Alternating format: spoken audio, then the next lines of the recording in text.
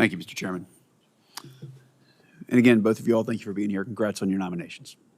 Mr. Chollet, I'd like to do a bit of a quick round, if you would, on a range of topics. So if you would keep your answers rather short. Assistant Secretary Wallander and General Cavoli, they're on the record stating that 2% of GDP is no longer sufficient spending goal for NATO. Do you agree? Senator, thank you for the question. Thanks for the time in your office the other day. I do agree. The new NATO agreement at the Vilnius summit is that 2% is the floor, not the ceiling for defense spending for our NATO allies. Thank you. So one of the criticisms of ongoing support to Ukraine is a potential trade-off of munitions that we're sending compared to what Taiwan requires to defend itself from an increasingly aggressive China. So if confirmed, do you commit to reviewing this and providing your best policy advice to as Secretary, as well as to Congress? Yes, Senator, absolutely. If you determine that such trade-offs exist, do you commit to working with your colleagues, particularly the Undersecretary for Acquisitions and Sustainment, to request both the resources and authorities necessary to meet our defense requirements and commitments, including maximizing existing production lines and/or increasing production lines of critical munitions? Yes, Senator, absolutely. So in the fiscal year 2017 NDAA, Congress included Section 922 to enhance or upgrade the Assistant Secretary of Defense for special operations and low-intensity conflict. It upgraded their responsibilities to be more like those of a service secretary. So, if confirmed, do you commit to take actions necessary to fully implement Section 922? Yes or no? Yes, Senator, I look forward to, if confirmed, working to implement that and working with you on that. Thank you.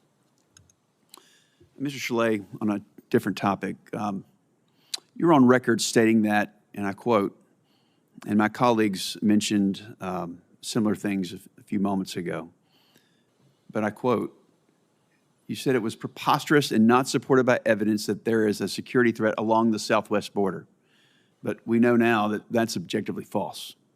So earlier this week, Customs and Border Protection stated that there were approximately 11,000 encounters at the southwest border in a 24-hour span, making it the single highest day in recent memory.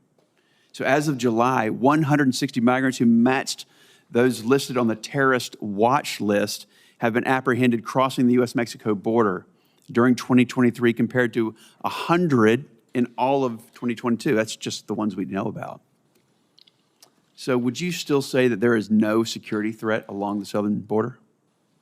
Senator, we need to have a safe and secure border. DOD, You say that there is no security threat along the southwest border, sir? I believe there are security threats across the southwest border, which is why we need a safe and secure border. But at one point you said it's preposterous and not supported by evidence that there's a security threat, so you don't agree with your prior statement. Senator, I don't recall the specific example or that quote or what the security threat in question I was being asked.